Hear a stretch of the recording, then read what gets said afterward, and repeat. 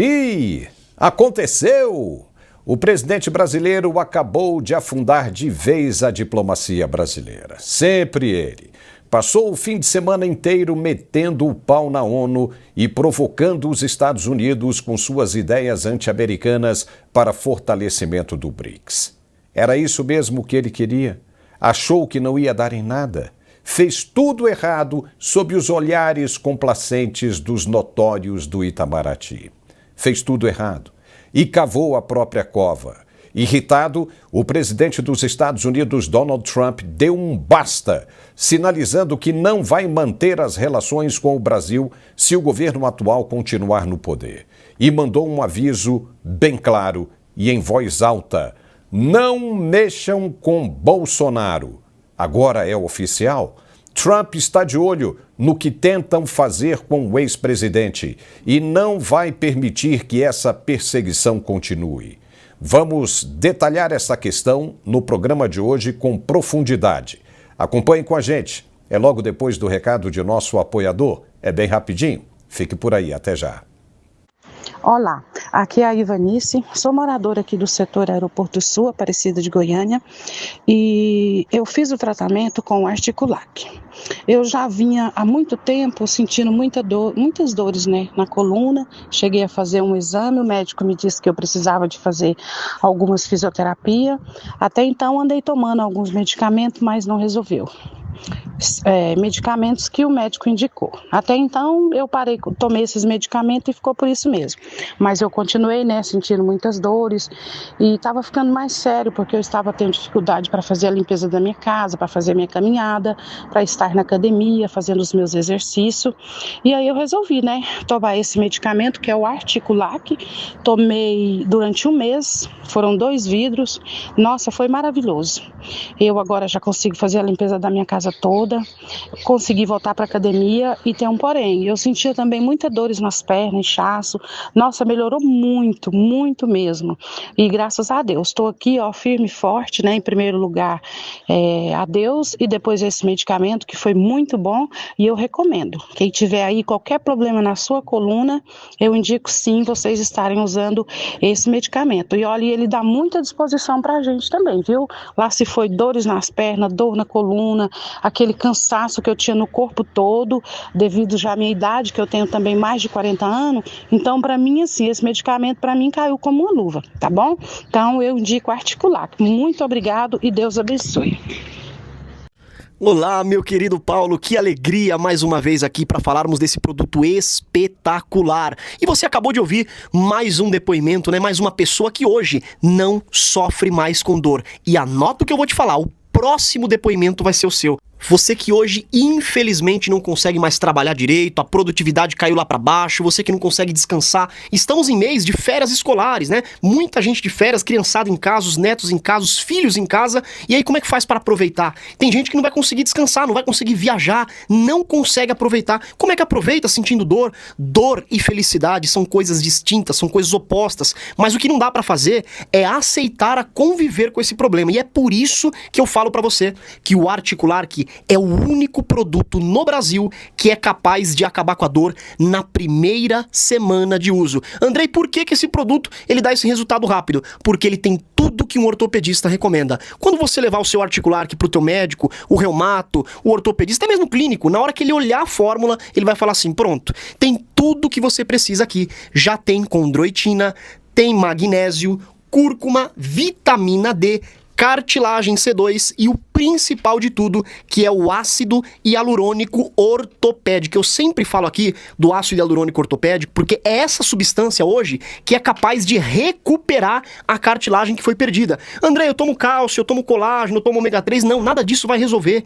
Quem tem dor tem pressa, quem tem dor precisa de algo que resolva rápido. E hoje, na ortopedia, a única coisa que resolve até melhor do que uma prótese, uma cirurgia, é o ácido hialurônico ortopédico. Só que ele é vendido através daquelas injeções. faz? A famosa infiltração. E essa infiltração é um procedimento extremamente invasivo. Dói demais e dói também no bolso, porque é caro. Uma injeção de ácido hialurônico ortopédico hoje não custa menos do que R$2.000. Só que uma só não dá resultado. Tem que tomar no mínimo 5 para poder ter recuperação. Então você gasta um dinheiro muito alto e acaba tendo ainda um desconforto. Tem que marcar para ir, aí não dá para ir trabalhar. Então isso tudo você já tem dentro do Articular, que é um produto que você pode levar para qualquer lugar. Você vai tomar 2 cápsulas ao dia e na primeira semana de uso você vai ver a grande diferença. E o próximo depoimento eu tenho certeza que vai ser o seu. Você que hoje está sofrendo com artrite, você que tem artrose, você que tem fibromialgia, você que tem hérnia de disco, bico de papagaio, você que não está aguentando mais ter produtividade. Então faz o seguinte,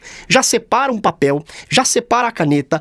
Hoje eu tenho algo especial para vocês. Hoje, para os 1.000 primeiros telespectadores que ligarem a partir de agora, eu vou dar um desconto especial, desconto de 80%. É só você ligar nesse número aqui, ó, 0800 591 4391.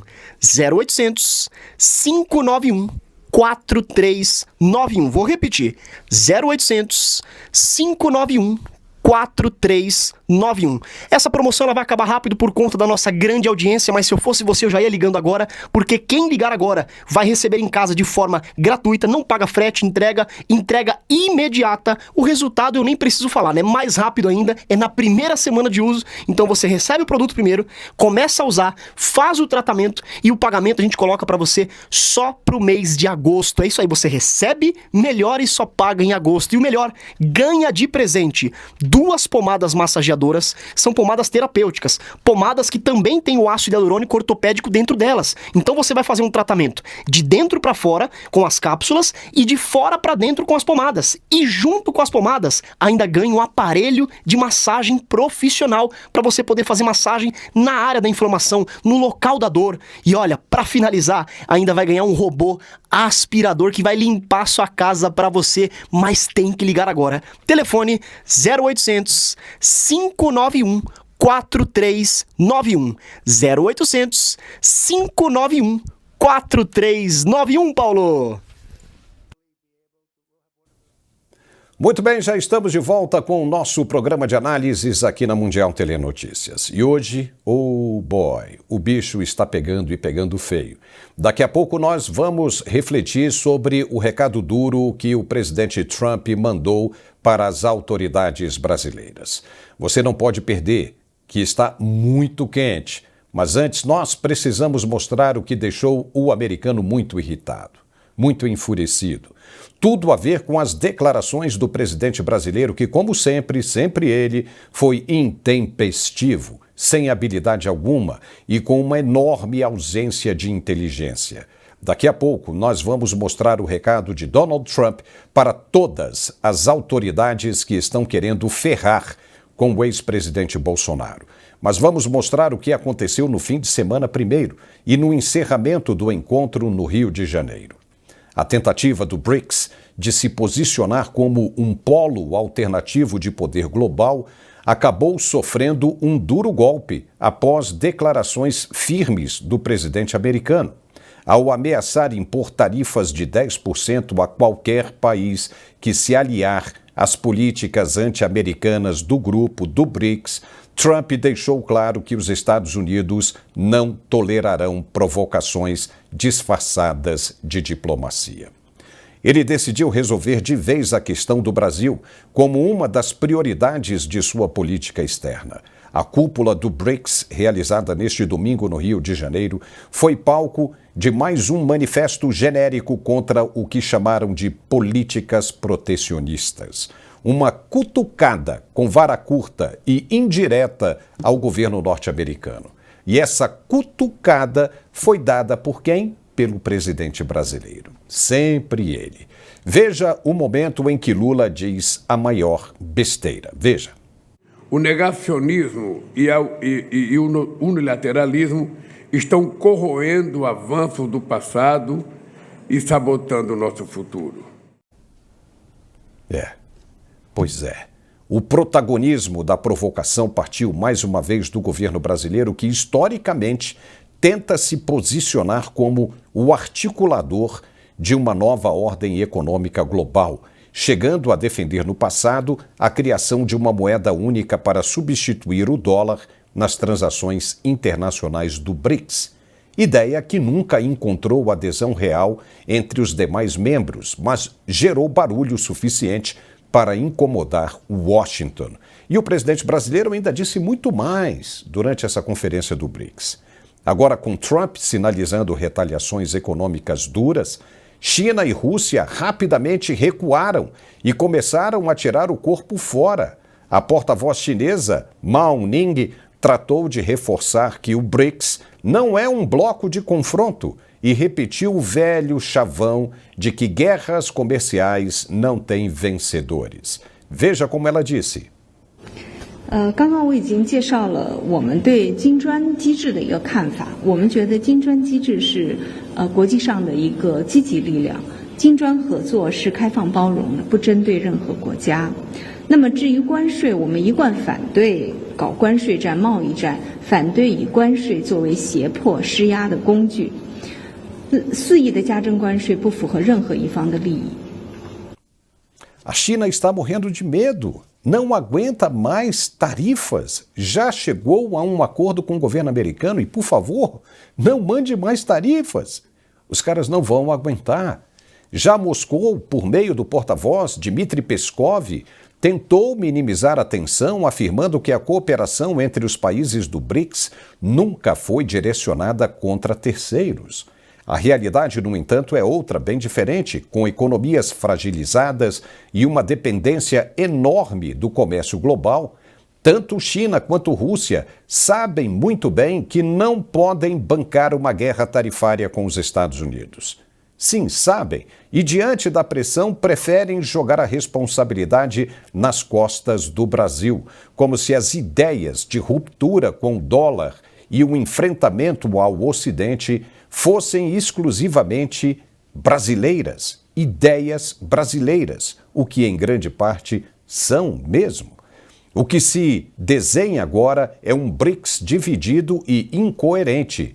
Enquanto o governo brasileiro tenta posar de líder de uma nova ordem global, os sócios mais poderosos preferem manter o lucro das exportações intacto e evitar qualquer desgaste com os americanos. No fim das contas, quem se arrisca, mais uma vez, é o Brasil. E quem impõe os limites do jogo é Donald Trump.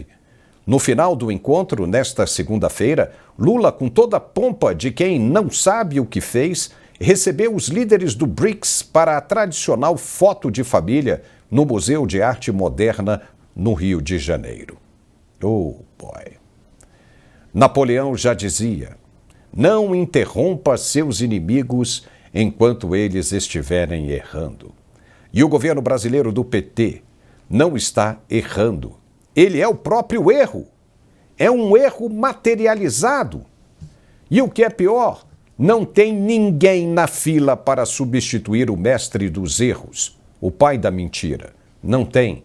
Tratam o atual presidente como se fosse um santo, um ícone de uma religião. E por isso mesmo vão todos para o fundo no abraço dos afogados.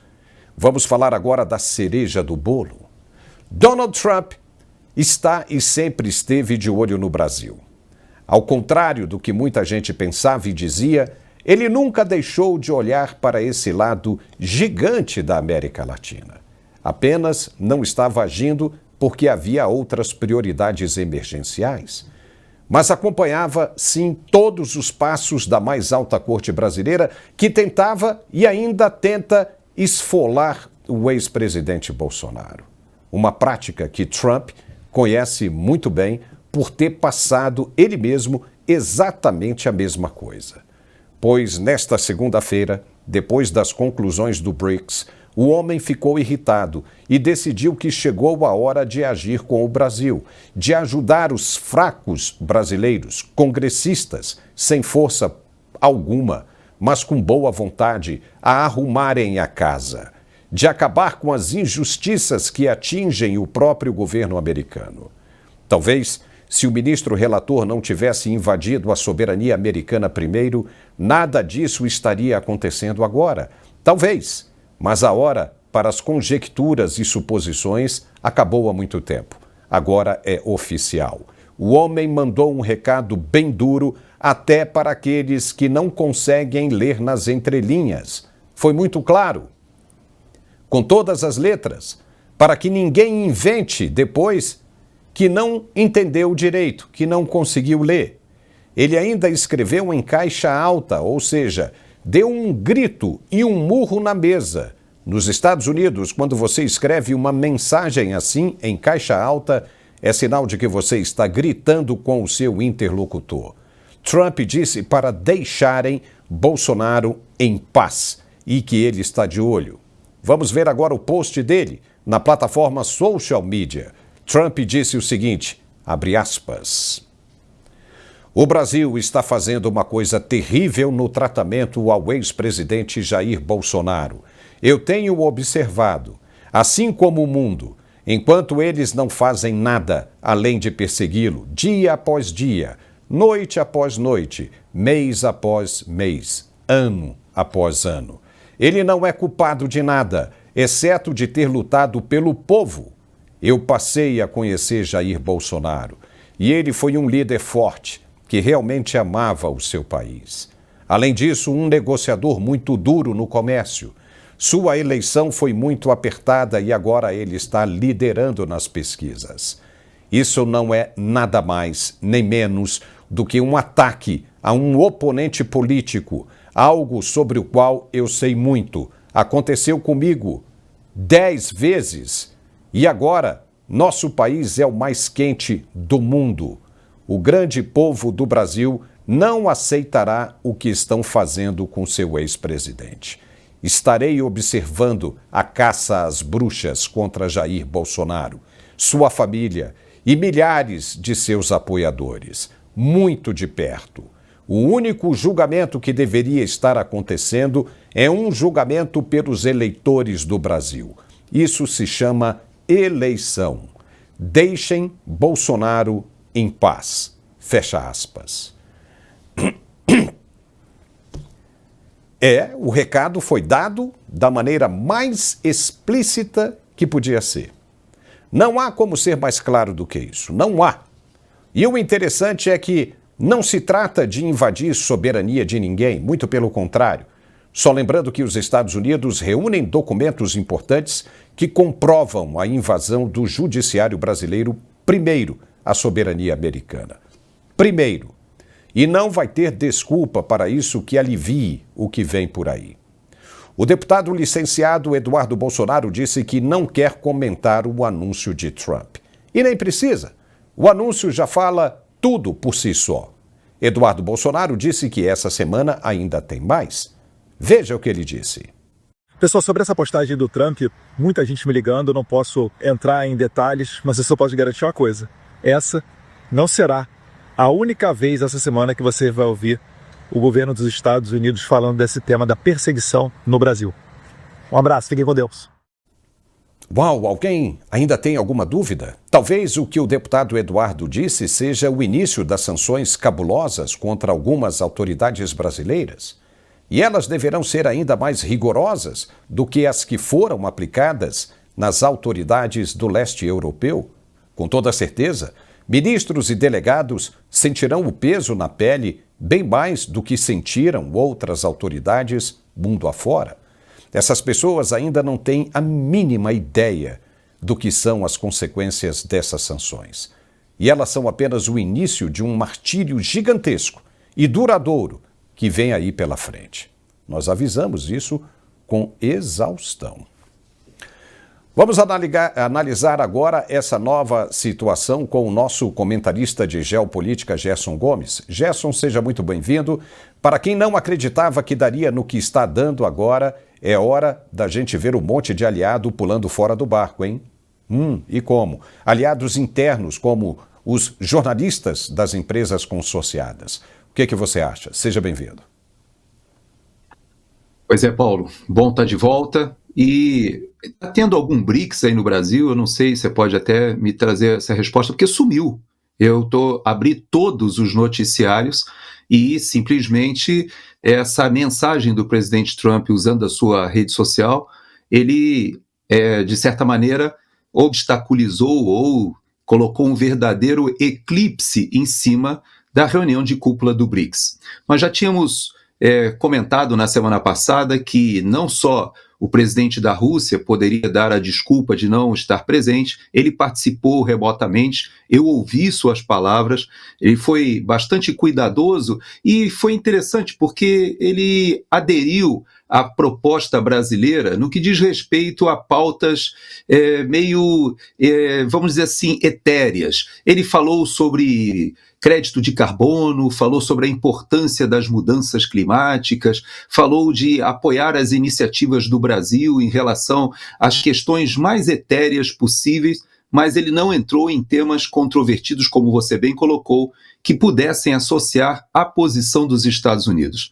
Da mesma forma, o governo chinês, que também não se fez presente com a própria liderança, porque o Xi Jinping já encontrou com Lula, inclusive, mais de uma vez, ele sabe exatamente qual é a proposta do governo brasileiro, mas mais do que isso, ele sabe que tanto o Brasil não tem estatura para liderar de fato esse bloco, como ele sabe também que a verdadeira liderança, o motor do BRICS, é a própria China, que utiliza o BRICS hoje muito mais como uma plataforma de projeção de poder, de soft power, tentando, como a própria representante chinesa diz, criar a ideia de um mundo multipolar positivo, bonito, talvez até como uma alternativa à fragilidade das Nações Unidas. Tudo isso aconteceu no final de semana, mas o presidente Trump, quando ele resolve se manifestar, ele fecha, ou pelo menos ele termina um período de expectativa no Brasil. Quando você fala, e o Eduardo inclusive, sobre o momento, o timing dessa manifestação, nós não podemos esquecer o seguinte: algumas semanas atrás o Paulo Figueiredo estava com o Eduardo Bolsonaro na Casa Branca.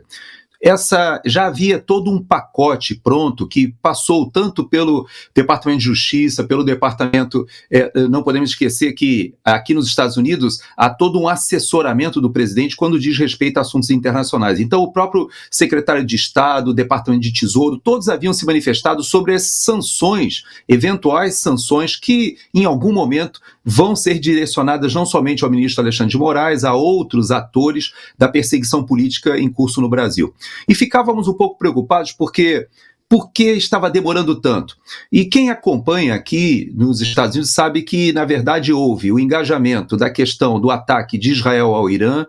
Logo depois, os Estados Unidos interferem também. Houve uma questão ali da Índia e do Paquistão, que também o presidente Trump foi obrigado a interferir ali e usou o poder econômico para rapidamente acabar aquela escalada ali na Índia e no Paquistão, dois países com armamento, artefatos nucleares.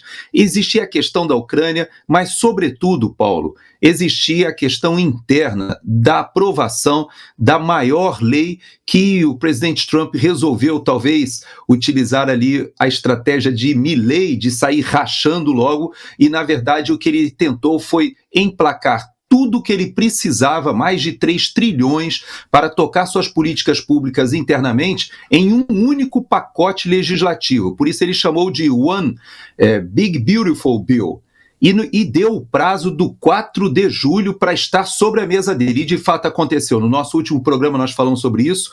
Essa legislação aceleradamente foi aprovada tanto no Senado quanto na House, com dificuldade, é verdade, um texto muito grande, controvertido, e ele conseguiu reunir a força interna política para ir, sim, poder olhar para o Brasil. Então, Paulo, ele não se retardou, eu acho que ele esperou o timing correto. E olha, a segunda-feira, o segundo dia do BRICS, eu acho que foi perfeito, porque agora todos estão falando sobre a situação de perseguição política no Brasil. E a questão do BRICS até ficou minimizada, né, Paulo? Esvaziadíssima, né? O Narendra Modi, que é o presidente indiano, ele mesmo agora vai pisar atrás, né? Vai segurar um pouco ali um ímpeto, porque ele tem um acordo comercial para sair com o Trump. Está aí na ponta da agulha já para sair. Como é que vai ficar? Ele não vai querer ser tarifado por causa disso. E agora, Gerson, o Lula soltou uma nota criticando o Trump, né? Ele disse o seguinte, abre aspas, A defesa da democracia no Brasil é um tema que compete aos brasileiros. Somos um país soberano. Não aceitamos interferência ou tutela de quem quer que seja. Possuímos instituições sólidas e independentes. Ninguém está acima da lei, sobretudo os que atentam contra a liberdade e o Estado de Direito. Fecha aspas. Muito bem, o que ele quer com isso, nós não sabemos, né? Falando grosso desse jeito. O que ele está esperando disso, Gerson? Será que espera um apoio popular e um crescimento nas pesquisas de opinião? E nem deve ter sido ele quem escreveu esse texto, né? Porque daqui a pouco nós vamos mostrar mais um pouquinho para frente a fala dele lá no BRICS. Então ele não teve tempo de escrever isso, um texto que sequer teve erros ortográficos, né? O que não é muito característico do presidente. O que você achou, Gerson? Vamos lá. Primeiro você fala do primeiro-ministro da Índia, o Modi. Veja que interessante. Quando ele percebeu que o Xi Jinping não ia ao encontro, os principais líderes, inclusive dos países que estão aderindo agora, vários deles não foram representados por seus chefes de governo, pelos seus chefes de Estado. Então, o que ele fez? Ele inseriu na agenda, com muita inteligência, uma passada em Buenos Aires. Então, na verdade, no sábado, ele foi conversar com o Milei, que hoje é talvez a liderança regional mais expressiva, ou pelo menos mais efetiva, aquela que, de fato, está fazendo o país sair de uma crise gigantesca. E ele vai, conversa primeiro com o Milei, depois vai ao Rio, cumpre a agenda, inclusive o presidente Lula. Talvez a diplomacia brasileira, não querendo arriscar que o primeiro-ministro da Índia também não comparecesse, o convidou para uma visita oficial que vai ter, na verdade, vai se desenrolar amanhã. Então ele sai do Rio de Janeiro, vai para Brasília e talvez tenha sido um ardil da própria diplomacia brasileira dizendo o seguinte, vai que o homem não quer comparecer mais. Então vamos emendar ali uma visita oficial. Então nós ainda teremos a presença do Modi, como você bem disse, ele recebeu a visita do vice-presidente dos Estados Unidos, já alinhavou uma série de acordos importantíssimos na área de defesa, na área de exploração de gás, inclusive de geração de energia. Há muito interesse da Índia de não perder esse bonde que está passando com o governo Trump. Você tem toda a razão, mas eu vou além. Existe nessas palavras do presidente Lula um certo plágio até com Nicolás Maduro, que fala a mesma coisa em relação às críticas e às ações do governo americano. Mas eu nem vou me ater ao Nicolás Maduro agora, porque quando ele diz que o país é soberano, nós temos instituições sólidas, etc., parece aquele discurso do Maduro, mas eu vou me ater ao que aconteceu na sexta-feira, de quinta para sexta-feira, e pouca gente falou sobre isso no Brasil, que foi a crise dos Estados Unidos com a Colômbia. E é fundamental que você da nossa audiência entre no Google, procure se atualizar do que está acontecendo. Por quê? Porque o que está ocorrendo na relação do governo americano e do próprio Departamento de Estado, de Marco Rubio, com Gustavo Petro, mostra o que vai acontecer com o Brasil logo em seguida, porque ele é o próximo da fila. É importante a gente entender que de quinta para sexta, para que a gente tenha uma ideia, o representante diplomático dos Estados Unidos na Colômbia foi chamado a Washington.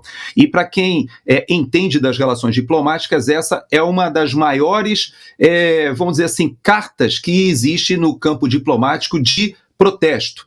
E por que aconteceu isso? E logo em seguida o Gustavo Petro também chama o seu embaixador de volta para a Colômbia. Porque a relação com Gustavo Petro está cada vez se deteriorando por causa de crises internas. Muito parecido com o que está acontecendo no Brasil, nós vamos chegar lá. Mas o que eu não vou detalhar, Paulo, porque daria um programa inteiro para a gente falar sobre a crise na Colômbia. Mas, resumidamente, o ministro das Relações Exteriores do Gustavo Petro, ele já vinha dizendo que saiu do governo dizendo, olha, não tem a menor condição. Gustavo Petro, ele é viciado, ele consome aquele pó branco de uma maneira que ele perde o controle. Ele foi visto no Panamá de mãos dadas com uma travesti, ele sumiu em Paris durante dias e ninguém sabia onde ele estava. O corpo diplomático da Colômbia não sabia mais o que fazer. E o ministro das Relações Exteriores, ele fez várias acusações e o Gustavo Petro acusou os Estados Unidos de estarem usando o seu ex-ministro das Relações Exteriores como uma operação para destituí-lo do poder. Isso foi a gota d'água e a situação azedou e, por incrível que pareça, até cartéis de drogas entraram na briga contra o Gustavo Petro, dizendo, olha, você está prejudicando o nosso negócio. E o Gustavo, ele é tão cínico que nas Nações Unidas ele chegou a defender até o tráfico de cocaína, mas vou além. Ele, esta semana, já que ele foi acusado de ser um usuário e estar fora de controle, ele veio a público dizendo o seguinte, eu sou um revolucionário e, para mim, a cocaína não é pior do que o uísque. Então ele admite não somente o uso, mas pior do que isso, ele joga a Colômbia numa crise que envolve grupos armados na Venezuela e os seus antigos grupos guerrilheiros. Então isso que vai acontecer, essa deterioração e o uso do poder econômico, só para que a gente tenha uma ideia, finalizando esse comentário, Paulo, no começo da relação ali do presidente Trump, do governo Trump com a Colômbia, ele mandou um avião de imigrantes ilegais que estavam sendo deportados. E o Gustavo Petro, num domingo, chegou, já percebia-se que ele não estava bem, ele estava meio fora do ar, de madrugada ele bota um tweet dizendo o seguinte, olha, não vou aceitar ninguém, mandou o avião voltar, e o presidente Trump imediatamente avisou, olha, tudo bem, é isso aí? Tarifa nele, retira os vistos de todos os cidadãos colombianos e vai para cima das empresas colombianas, que têm uma dependência de mais de 40% de comércio com os Estados Unidos. O que aconteceu? Segunda-feira, Paulo, não durou nem um dia, o Gustavo Petro se retratou porque ele foi pressionado internamente. É mais ou menos por aí, Paulo, que as coisas devem caminhar com o Brasil e já há um desespero de várias lideranças no Brasil. Não, e o presidente brasileiro passou o fim de semana inteiro metendo o pau na ONU. Na ONU. E aí é claro que depois dessa situação, dessa manifestação de Donald Trump, o casal petista, né, que fala pelo PT pelos cotovelos, se manifestou. A ministra Gleisi Hoffmann, da articulação petista no Planalto, também soltou uma nota. Ela disse o seguinte, abre aspas, Donald Trump está muito equivocado se pensa que pode interferir no processo judicial brasileiro. O tempo em que o Brasil foi subserviente aos Estados Unidos foi o tempo de Bolsonaro, que batia continência para sua bandeira e não defendia os interesses nacionais. Hoje ele responde pelos crimes que cometeu contra a democracia e o processo eleitoral no Brasil. Não se pode falar em perseguição quando um país soberano cumpre o devido processo legal no Estado democrático de direito que Bolsonaro e seus golpistas tentaram destruir. O presidente dos Estados Unidos deveria cuidar de seus próprios problemas, que não são poucos, e respeitar a soberania do Brasil e de nosso judiciário. Fecha aspas. É por isso que a mídia alternativa chama ela de Crazy Hoffmann, né, Gerson? Será que ela acha mesmo que o devido processo legal está sendo cumprido no Brasil? Autoridades do mundo inteiro que entendem de direito constitucional, de leis e direitos humanos, estão vendo o que está acontecendo. E pior, estão vendo que o que está sendo cumprido no Brasil é justamente a vontade desses militantes petistas que não querem largar o poder e continuar destruindo verdadeiramente o país. Não seria melhor ela ter ficado calada? Seria melhor, né, Paulo? Mas não é do perfil dela, como você bem conhece. Mas eu vou além.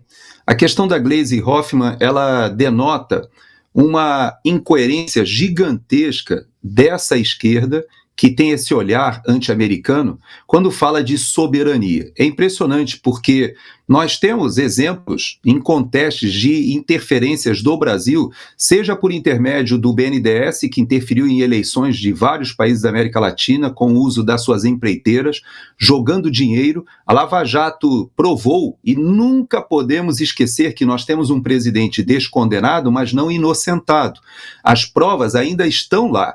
Todas essas provas mostram que, de fato, houve dinheiro brasileiro interferindo nas eleições de diversos países países da América Latina. Não podemos esquecer que o casal de marqueteiros que estava na República Dominicana foi advertido por Dilma Rousseff dizendo: olha, a Polícia Federal vai bater aí, bateu, e eles voltaram. Abriram, falaram do dinheiro que o PT pagava para eles no exterior, contas no Panamá. Então, tudo isso que aconteceu naquele período é interferência brasileira em assuntos internos de outros países. Então, é uma incoerência grande, é verdade, mas eu vou além. Parece que ela, com esse discurso, ela tende a achar que o brasileiro vai se sentir indignado com a interferência de uma potência americana em assuntos internos brasileiros. Olha, o brasileiro está cansado de olhar para suas instituições e ver o que está acontecendo em relação especificamente ao STF. Hoje o governo Lula, inclusive, ele já admitiu, ele não consegue governar sem o STF. Então, o governo Bolsonaro não conseguiu governar por causa do STF. Agora é diferente, o governo Lula ele não consegue governar sem o STF. E é interessante que aqui nos Estados Unidos, Paulo, por incrível que pareça, aquilo que o presidente Trump diz que o mundo está observando, aqui o Marco Rubio, ele sabe toda a timeline desse processo. É óbvio que o presidente Trump, quando diz que ele sofreu isso mais de 10 vezes pior do que o presidente Bolsonaro, ele sabe que o 6 de janeiro, que foi dito como uma insurreição que tentaram colocar nas costas dele, inclusive lançaram um terceiro processo de impeachment, ele já tendo deixado a Casa Branca, coisa completamente inimaginável. Mas sabe por que fizeram isso? Dizendo, não, ele já deixou a Casa Branca, mas nós precisamos torná-lo inelegível. Você conhece essa expressão? Então o presidente Trump, ele sabe o que foi a perseguição política tentando retirá-lo do pleito. E mais do que isso, acompanharam o avanço do poder judiciário, não somente na perseguição política de brasileiros, mas de cidadãos americanos, de empresas americanas. Ele acompanhou a revisão agora dita inconstitucional do Marco Civil da Internet. Eles acompanham tudo o que está acontecendo no Brasil, Paulo. E ao contrário do que a gente pensa, nós não temos, talvez, uma prioridade na fila, mas o nosso lugar vai chegar. O momento do Brasil ser contemplado com ações dos Estados Unidos, obviamente vai chegar. Há muitos interesses econômicos americanos no Brasil e vice-versa. É verdade. E por isso nós precisamos ser mais consequentes, Paulo. E cautelosos.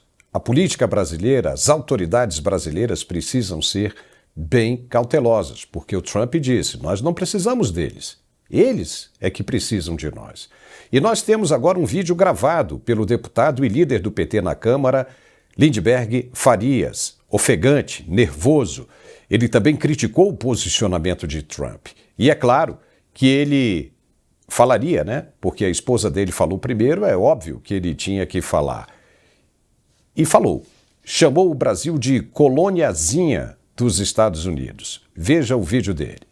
Gente, essa é a hora de ver quem de fato defende a democracia brasileira. A declaração do Trump, que diz, deixem Bolsonaro em paz, é uma brutal interferência em assuntos internos do Brasil. Nós temos que defender a soberania nacional e nós temos que defender as nossas instituições. Há um poder judiciário independente nesse país, o Supremo Tribunal Federal. Eu já tenho denunciado a posição do Eduardo Bolsonaro, que está lá nos Estados Unidos, articulando sanções contra ministros do Supremo Tribunal Federal. Isso aqui é inaceitável. Então, todos os que defendem, de fato, a democracia brasileira têm que se posicionar nesse momento. Agora, eu digo para o Bolsonaro, tá? Isso, no fundo, é covardia. Em vez de enfrentar seus problemas, todo mundo sabe da sua participação na trama golpista. Inclusive um plano, a Operação Punhal Verde e Amarelo, para assassinar o presidente Lula, Alexandre de Moraes, Geraldo Alckmin. É covardia dele e do seu filho, Eduardo Bolsonaro, lá nos Estados Unidos, segurando uma posição de subalterno, porque, na verdade, o que eles queriam é que o Brasil virasse uma coloniazinha norte-americana. Não. Esse é um país grande, independente, que tem soberania nacional. Vamos repudiar. Cobro de todos os democratas brasileiros que se posicionem nesse momento, não é em defesa do governo A, do governo B, em defesa das instituições, da soberania e da democracia brasileira. Esse aí está com a mente lavada, não tem outro jeito. Olha, está circulando um outro vídeo dele aí, que nós não vamos colocar agora, onde ele defende o presidente do Banco Central, que aumentou mais ainda a taxa Selic que Roberto Campos Neto. Mas ele, Lindbergh Farias, diz entender as ações de Galípolo. Campos Neto, segundo ele, era sabotagem do governo Bolsonaro contra o governo Lula. A taxa Selic está hoje mais cara, bem mais cara. Mas, como é o Galípolo, então Lindbergh Farias diz que é necessário. Campos Neto não, era sabotagem. Galípolo é necessário. É mente lavada ou não é? E quer saber mais uma coisa? Seria muito melhor mesmo que o Brasil tivesse se tornado uma colônia americana, grande, pequena, média, o que fosse. Porque aí nós hoje teríamos os mesmos benefícios que os americanos têm. Hoje. Entendeu? Não é, Gerson? Pois é, Paulo, eu como militar vou divergir de você. Não, nós não seremos colônia dos Estados Unidos, mas eu vou te dizer algo que eu acho muito importante a gente entender. O Lindbergh não está com a mente ou lavagem cerebral, não. Esse cidadão aí, ele integra uma organização criminosa de maneira muito coerente com seus ideais. E não é ideologia, é uma questão que já transcende até mesmo esquerda-direita, marxismo. Ele, de fato, ele está com a mão na massa e muito comprometido com aquilo, com esse esquema, verdadeiro esquema mafioso que existe no Brasil. O PT e a organização criminosa que nós temos por trás de toda essa estrutura política e que, de certa maneira, ingressou no Supremo Tribunal Federal, tem os seus interesses ali defendidos no Supremo Tribunal Federal. Tudo isso está sendo visto pelo brasileiro, então não adianta ele evocar um sentimento de indignação, de soberania, porque o brasileiro já percebeu o seguinte: primeiro, os nossos problemas no Brasil não são internos somente, eles estão conectados com um planejamento, um projeto mundial que estava no governo aqui durante o governo Biden ou sob a influência, principalmente porque, como o presidente Trump fala, é óbvio que alguém que estava senil agora já se provou com câncer em estágio 4 avançado e que tinha uma assinatura eletrônica de decretos e de documentos presidenciais sendo feitos. É óbvio que o presidente Biden não era quem realmente estava governando o país. Há essas forças e que tem uma presença muito grande em grupos metacapitalistas na Europa, há grandes interesses acontecendo e que são aqueles que pautam o discurso, inclusive, do Lula no BRICS. Se você parar para pensar, você vai ver que o Lula fala sobre questões ambientais, fala a ideia da COP, a importância da COP e tal. Todos esses discursos não são discursos do Lula, nem são discursos do PT. Essas são agendas que foram incorporadas para conseguir o apoio para derrubar o Bolsonaro. Mas esse grupo, Paulo, já desistiu do Lula. Esse próprio grupo já percebeu que o Lula é carta fora do baralho. A página já está sendo virada. Eles já estão decidindo quem será o próximo governo. Já se articulam com o centro, tentam achar ali um nome que seja alternativo. Vários deles não querem nem Bolsonaro nem Lula, mas aparentemente uma coisa está clara e notória, é que aquela aliança que foi feita para derrubar Bolsonaro não chega a 2027, Paulo. Então há um desespero muito grande e o mundo está vendo. Quando a gente vê que ali a acareação que foi feita do Braga Neto com o Mauro Cid e não foi permitida nem que os advogados gravassem, ali ficaria provado que tudo aquilo que os comandantes de força falaram, tudo isso que ele, o Lindbergh, diz que são golpistas e que tentaram um golpe de Estado com assassinato, tudo isso foi uma construção narrativa que o brasileiro já sabe que é mentira, Paulo. Os advogados, os juristas, todo mundo percebe que esse processo é uma farsa. E agora, como é que nós vamos fazer, já que o presidente Trump resolveu dizer que essa farsa é do conhecimento dos Estados Unidos? E mais, né, Gerson? Depois de que vazou aquela informação de que o ministro relator teria dito que Bolsonaro acabou com a vida dele, então ele iria acabar com a vida de Bolsonaro. E aí o que agrava mais ainda essa situação foram as declarações do presidente Lula, né, na semana passada, no finalzinho da semana passada, no qual ele diz que se tudo depender correr como ele quer, entendeu?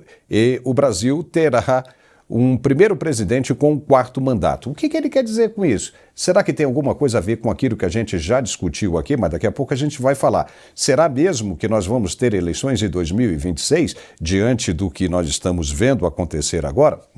Não sei, mas antes da gente falar sobre isso, eu tenho que dar esse recado aqui, que é de nosso apoiador fantástico. Se você está pensando em comprar um perfume para alguém ou para você mesmo, está aqui uma excelente sugestão. Etxe, Uma Noite em Sevilha. Eu tenho certeza que você vai amar esse produto aqui. Se você não precisa hoje, não tem problema. Amanhã ou depois você vai precisar. Vai aparecer aquela oportunidade em que você quer dar de presente a alguém. E aqui você vai lembrar, está uma excelente opção, eu tenho certeza que você vai gostar.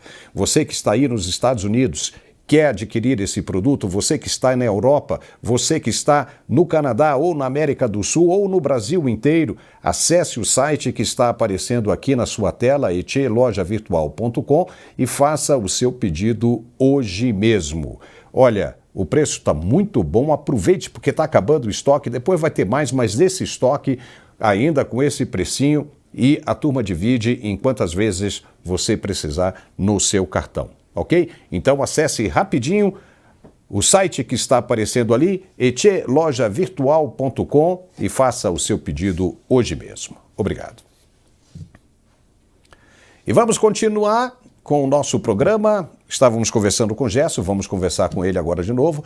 Gerson, o deputado Sóstenes Cavalcante, líder do PL na Câmara, disse que vai entrar imediatamente com uma moção de apoio ao presidente Trump pelo que ele fez. Legal, esse é o momento exato que o Congresso precisava para agir. E o senador Flávio Bolsonaro também soltou uma nota parabenizando o presidente Trump. Ele disse o seguinte, abre aspas: "Obrigado, presidente Donald Trump, sempre em defesa da democracia e da liberdade de expressão. Trump está certo.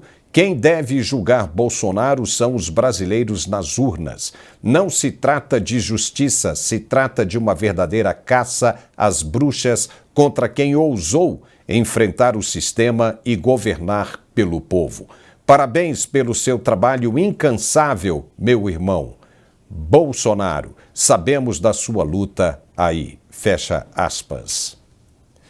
Gerson, ele está falando do irmão dele, Eduardo Bolsonaro, né? O que nós provavelmente vamos ver de agora em diante, com toda certeza, é uma debandada danada, porque tem muito jornalista, inclusive, que precisa e quer o visto de entrada nos Estados Unidos. E ainda tem aqueles que querem permanecer em solo americano. Até as empresas de TV querem continuar atuando em solo americano, têm negócios nos Estados Unidos e, obviamente, vão perceber agora que a coisa nunca foi brincadeira de mau gosto desde o início, não é?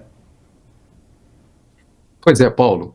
Há muitos interesses envolvidos e, como nós temos falado aqui, o presidente Trump, ele tem consciência de que a grande carta que ele utiliza nas relações internacionais é o poder econômico dos Estados Unidos, não tem a menor dúvida. E isso, de alguma maneira, pesará. Claro que o Brasil, ele tem uma posição no comércio internacional, principalmente no que diz respeito à segurança alimentar, uma posição muito importante, estratégica, até por que não dizer.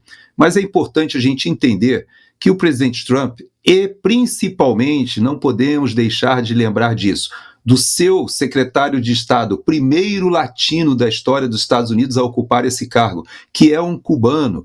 Nós não podemos esquecer que ele acabou de emplacar agora, justamente na Comissão de Direitos Humanos, uma cubana, ou seja, uma descendente de Cuba. Nós não podemos esquecer que há todo um trabalho sendo feito pelo Marco Rubio, pela Maria Elvira Salazar, que também é alguém que veio de Cuba.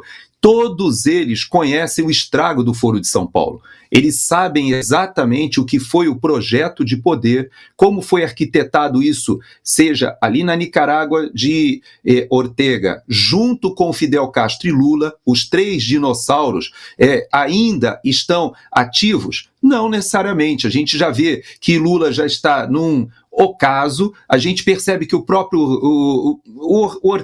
o Daniel Ortega, ele com a esposa, ainda estão quase há 20 anos no poder, mas também já estão numa fase de, podemos dizer assim, de final de carreira. E em Cuba, o que nós vemos é Díaz-Canel tentando ainda colocar de pé aquela estrutura que ele herdou dos irmãos Castro, mas essa talvez mais longeva ditadura de Cuba esteja com seus dias contados. Então, na verdade, Paulo, o momento para o Foro de São Paulo, para esse narcoterrorismo que subsidiou tantas campanhas eleitorais, ele está em grande decréscimo. A gente pensa que aquele pêndulo natural que vai de um lado a outro, que houve um período realmente em que praticamente todos os países da América Latina eram governados por alguém alinhado à esquerda ou à centro-esquerda ou com alguma conexão com o Foro de São Paulo, hoje em dia a gente vê que esse pêndulo está sendo modificado e tudo leva a crer que o quintal dos Estados Unidos, que é uma expressão pejorativa, a gente não gosta, né, de ouvir essa expressão, mas a verdade é que a América ela está dentro do mesmo continente dos Estados Unidos e durante décadas os Estados Unidos não se preocuparam muito com a América Latina, mas agora eu posso dizer para você que com Marco Rubio isso está mudando e está mudando muito rápido. E os ministros, hein, Gesso, que jogavam lenha nessa fogueira, será que eles acreditam agora que a coisa está ruim para eles também? Ou vão pedir ajuda para a Rússia, Irã, Iêmen ou China? O que você acha?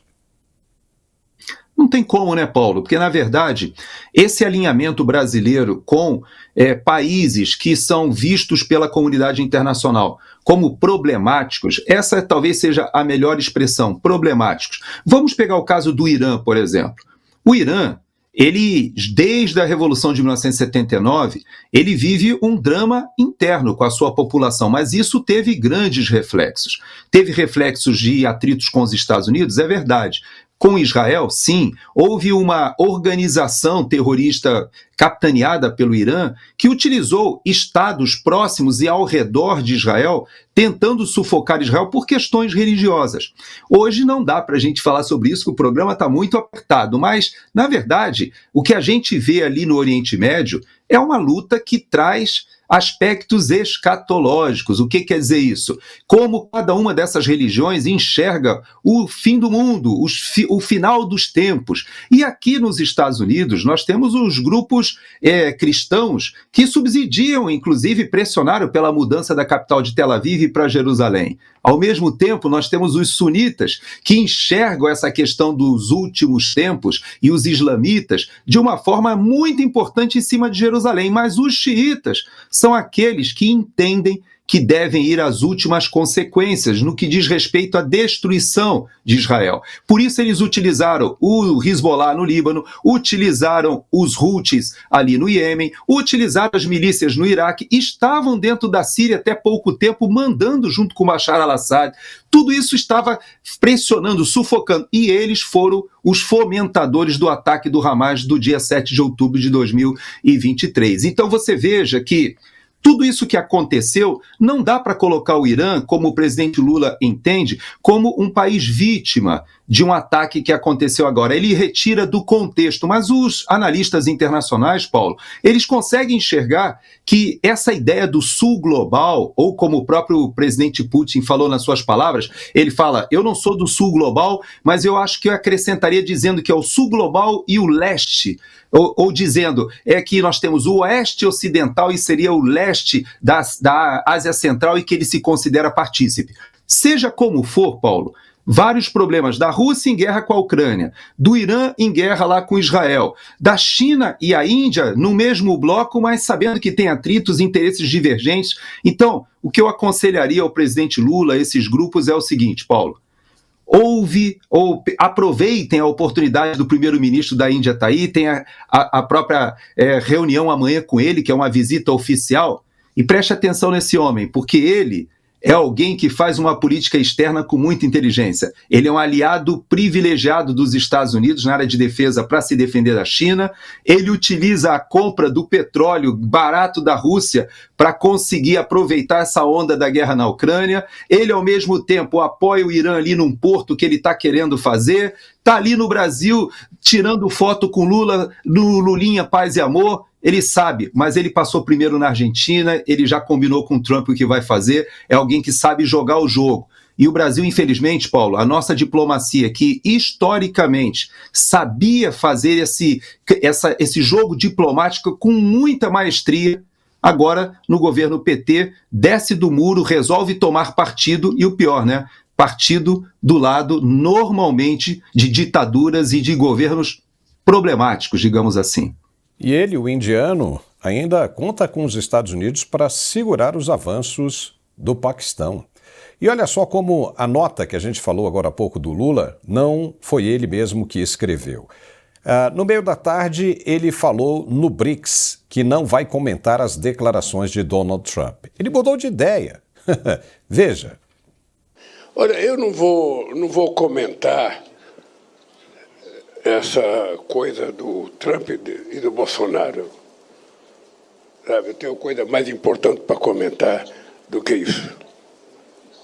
Esse país tem lei, esse país tem regra, e esse país tem um dono chamado povo brasileiro.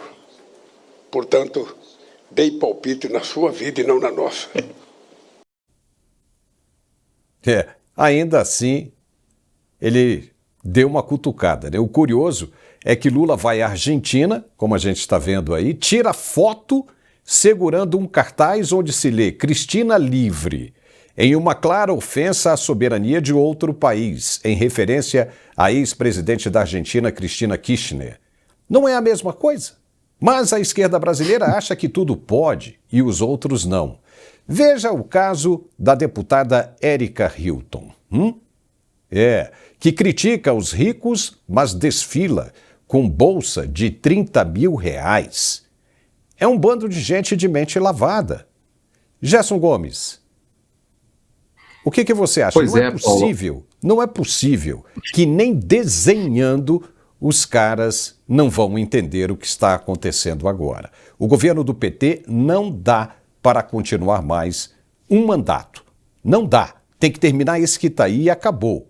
E não dá porque não ficou restrito ao seu próprio território. Cometeu um erro gravíssimo, imenso, que foi o de querer explorar outras fronteiras.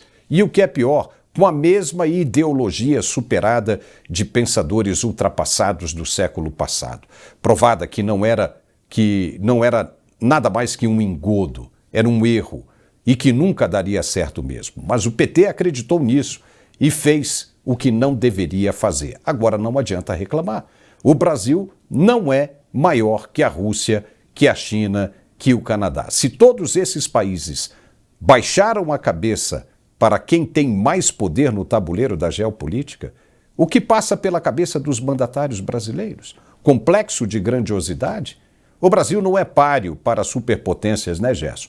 Muito menos para os Estados Unidos. O porrete foi colocado sobre a mesa e ele é bem grande. A pancada será imensa e bem dolorosa se continuarem pelo mesmo caminho que estão seguindo o deputado, por exemplo, Lindbergh Farias e a esposa dele, Gleisi Hoffmann, o presidente do Executivo, os ministros da Corte Suprema e todos os outros. Se China e Rússia não tiveram condições de bater de frente, o Brasil, com essas autoridades, vai ter. O prejuízo para o país inteiro será enorme. É capaz do governo nem chegar ao final do mandato se continuarem assim. Lula falando besteira pelos cotovelos, por onde anda, por onde passa. É melhor ficar quieto, deixar a poeira baixar e esperar pelo fim do mandato e sair de fininho, pegando o boné e saindo de fininho. Caso contrário, nem isso vai conseguir. As Forças Armadas estão sucateadas, o Gerson sabe disso. Não aguentam 2 horas de combate, não tem munição, não tem dinheiro e todo mundo anda insatisfeito. A Força Aérea Brasileira está desligando 137 pilotos de combate qualificados porque não tem dinheiro para comprar combustível para as aeronaves. Os aviões estão ficando no pátio e podem enferrujar. Essa é a realidade do governo do PT hoje. E quem, o Brasil, falando grosso, pensa que vai intimidar assim? Quem? Ou com quem está esperando contar para retrucar as palavras de Donald Trump? A ONU, que Lula tanto criticou no fim de semana? Isso para você ver em que situação complicada o presidente colocou o Brasil. Né, Gerson? Pois é, Paulo. Esse último entreveiro que houve, né, com o Congresso Nacional em relação ao IOF, ele, na verdade, não foi por causa de um imposto a mais, foi muito pior do que isso. Na verdade, o governo Lula ele está numa crise fiscal gigantesca, projeta não conseguir chegar até mesmo a 2026, tudo aquilo do arcabouço fiscal, do arcabouço que foi negociado ainda no período de transição, tudo aquilo caiu, era tudo mentira. Na verdade, houve uma quantidade gigantesca de gastos cada vez maiores, a arrecadação que eles projetavam crescente com cada vez mais impostos, isso acabou gerando uma recessão, que na verdade o que a gente vai enfrentar nessa virada de 2025 para 2026 no Brasil é uma grave crise econômica que se desenha. Apesar de muita gente dizer que está tudo maravilhosamente bem no Brasil, nós sabemos que isso não é verdade. Então, o que acontece, Paulo, é que esse desgaste do executivo com o legislativo denota algo que talvez o presidente Lula, quando diz que no Brasil quem manda é o povo, ele está completamente equivocado, porque o povo já está vendo que quem está mandando no Brasil hoje está sendo o poder judiciário que não tem voto. Hoje, como próprios ministros lá de Portugal disseram, nós estamos no século do poder judiciário. Como o próprio presidente do Supremo Tribunal Federal já advertiu, o Supremo Tribunal Federal assumiu um papel político. O problema, Paulo, é que quando você vai para a chuva, você se molha. E esse campo da política partidária é uma briga que os ministros da Suprema Corte eles querem entrar na briga, mas não tirar a toga. Eles querem participar da política, mas querem, como a própria ministra Carmen Lúcia colocou de uma forma muito infeliz, querem decidir esses 8 em nome dos outros milhões de brasileiros a quem ela diz que, na verdade, são os que ameaçam a democracia, são os tiranos. Então, na verdade, né, Paulo, o que a gente está vendo é que o brasileiro já descobriu que ele é o que menos manda hoje dentro dessa estrutura que está organizada. Então, quando ele diz que o povo brasileiro é quem manda, pois é, o povo brasileiro gostaria de ver o seu parlamento representado ou respeitado, já que a nossa Constituição diz que todo poder emana do povo que o exerce por intermédio dos seus representantes eleitos, e não dos ministros da Suprema Corte que hoje governam o Brasil. Haja vista essa situação ridícula, como você colocou no programa na semana passada, parecendo um professor colocando 2 garotos que estavam brigando sentados para poder administrar. Isso que o ministro Alexandre de Moraes fez de arbitrar o que está acontecendo do atrito em relação ao IOF do Executivo com o Legislativo, é algo que mostra que o Brasil está numa grande crise institucional, Paulo. E ao contrário do presidente Lula, nós não estamos em condições de traçar os nossos rumos do jeito que estamos caminhando.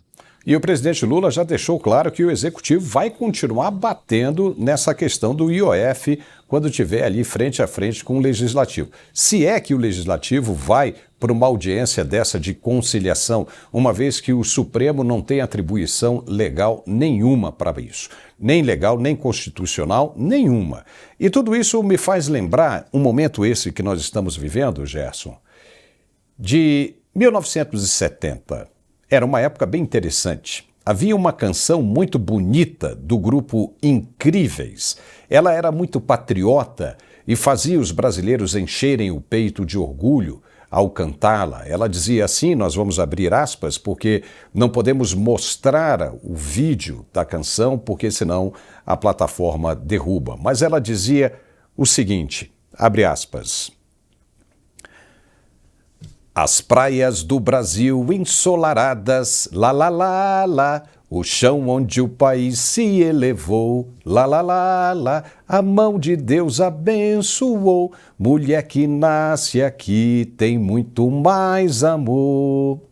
E continua, o céu do meu Brasil tem mais estrelas, lá, lá, lá, lá, o sol do meu país mais esplendor, lá, lá, lá, lá, a mão de Deus abençoou, em terras brasileiras vou plantar amor. Aí vem aquele refrão, coisa mais linda, eu te amo, meu Brasil, eu te amo, meu coração é verde, amarelo, branco, azul, anil, Eu te amo, meu Brasil, eu te amo. Ninguém segura a juventude do Brasil. Gerson Gomes, que legal essa música, e não tinha como deixar passar. É um orgulho que a esquerda destruiu no peito do brasileiro. Será que o povo vai voltar a ter esse orgulho novamente, um dia de cantar uma canção como essa? Suas considerações finais, Gerson.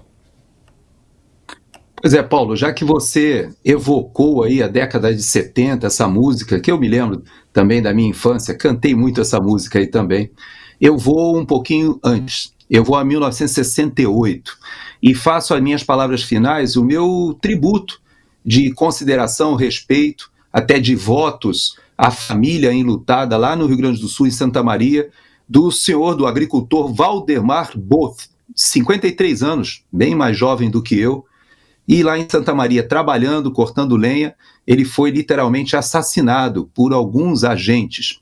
E isso me lembrou, por que 68? Porque lá houve uma expressão que foi falado o seguinte, que o problema não é tanto o arbítrio de quem está em Brasília assinando as coisas, mas o guarda da esquina.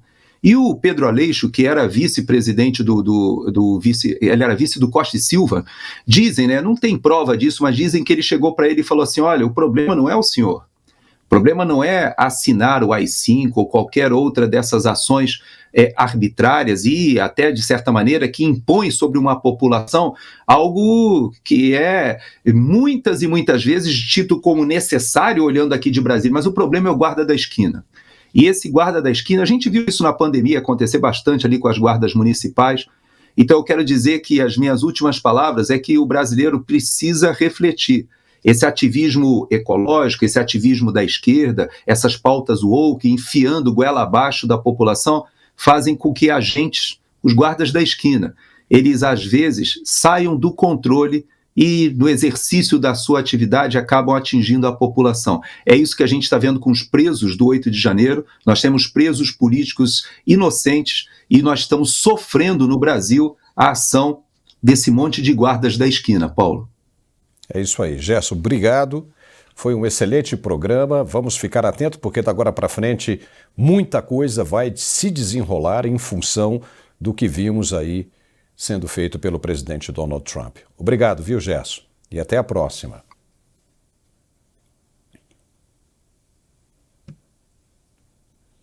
E nós ficamos por aqui com esta edição. Se você gostou do nosso programa de hoje, se inscreva em nosso canal. É importante que você se inscreva e que você acione o sininho das notificações, porque a plataforma vai entender a relevância desse nosso conteúdo, principalmente agora, né?